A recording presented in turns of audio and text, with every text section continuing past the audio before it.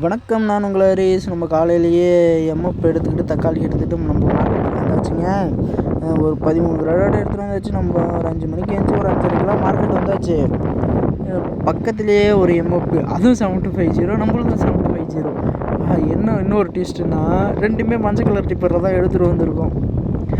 ஒரு 13 கிலோ நல்ல பழம், ஒரு 5 கிலோ அந்த புள்ளி லைட்டாக ஓட்டை கொஞ்சம் டேமேஜான பழங்க. ரொம்பலாம் இல்லை, லைட்டாக. அந்த கிரேடை மட்டும் 100 ரூபாய்க்கு ஒரு 1000 தான் வாங்கிட்டு போயிடுச்சு. அப்புறம் ஞாயிற்றுக்கிழமெல்லாம் 300 ரூபாய்க்கு போட்டுச்சுங்க. இன்றைக்கி அதே ரேட்டு தான் சொல்கிறேன். இல்லை இன்றைக்கி நிலவரம்லாம் அந்த ரேட்டு இல்லை. 300 ரூபாய்க்கு ஒருத்தங்க 2 பேர் போட்டு போயிட்டாங்க. இங்கே என்னன்னு தெரியல. வர மணிக்கணக்காக நாங்களும் நிற்கிறோம். அப்புறம் தள்ளி விட்டாச்சு 250 ரூபாய்க்கு.